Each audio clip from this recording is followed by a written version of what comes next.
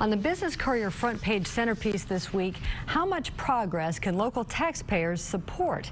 7 years after the official end of the Great Recession, 3 groups are asking voters to pay for brand new, potentially transformative programs. So can Cincinnati afford these 3 big ideas?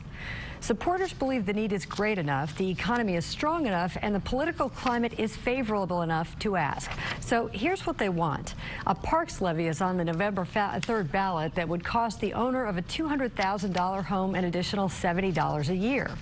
The preschool promise is aimed at addressing one of Cincinnati's greatest stains, its 53% child poverty rate, by making quality preschool universally available.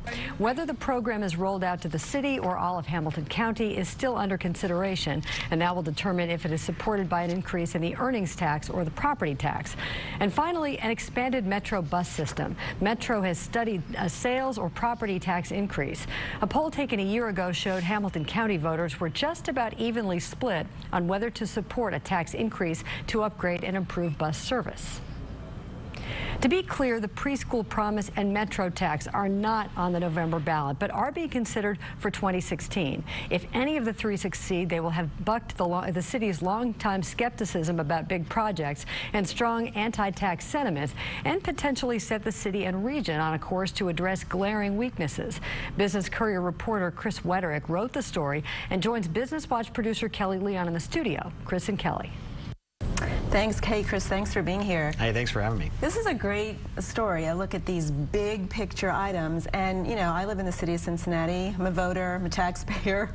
I look at these 3 and I say, these are all great. On the surface, you know, you have to look into them to make a responsible decision. But on the surface, how do you choose, and how do I justify? I mean, I can't afford to pay taxes for all of these. Right. So what am I to do?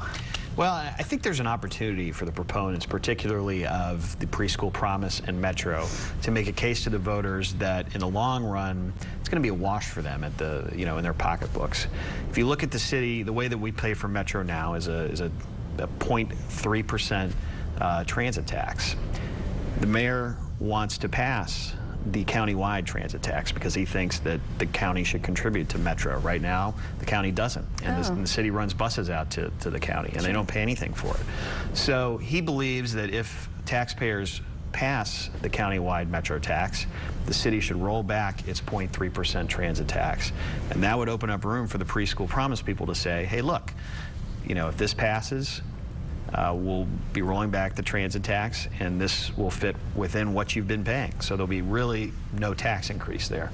I think Metro can do the same thing because the temporary tax that's on the books right now in the county for Union Terminal, that will be rolled back in 4 years. So they can make the case that if you pass this, you might pay a little bit more for a few more years, but then when the Union Terminal tax comes off, it'll be a wash for you as well. So I think it's a complicated thing, but I think that both groups, if they make the, make the connection there, they could, they can make the case to the voters. So again, just to be clear again, so the parks levy we're going to vote on in November. We talked about that last week. That's, that's a property tax. That's a property tax, and we encourage people to look into that and figure out how they're going to vote. Yeah. The other 2, we still have some time. And both of these groups are trying to figure out how to sell this to voters. And what you're saying is, if they work together, they might be able to convince voters that, as you said, this is a wash for them in terms of paying more. I think they might. I mean, and it may, it may be, a few dollars more. It may be a few dollars less. Whatever it ends up being, I think that they can. I think they can make the case. Now, keep in mind, they haven't even really chosen the taxes they want to raise yet.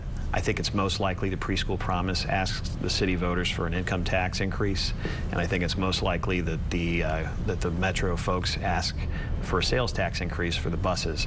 That's the way we pay for transit in this country, typically, is a sales tax, because the property tax is such a hated tax. So I think that both groups will stay away from that. Yeah. Well, there's a lot to this, and there's a lot more in your piece in the print edition, obviously. We could only touch on a little bit, so make sure you read that print edition. Chris, thanks so much for being here, and I'm sure we'll have you back on these issues one at a time. I'm sure that, we'll be talking about them. Yeah, definitely.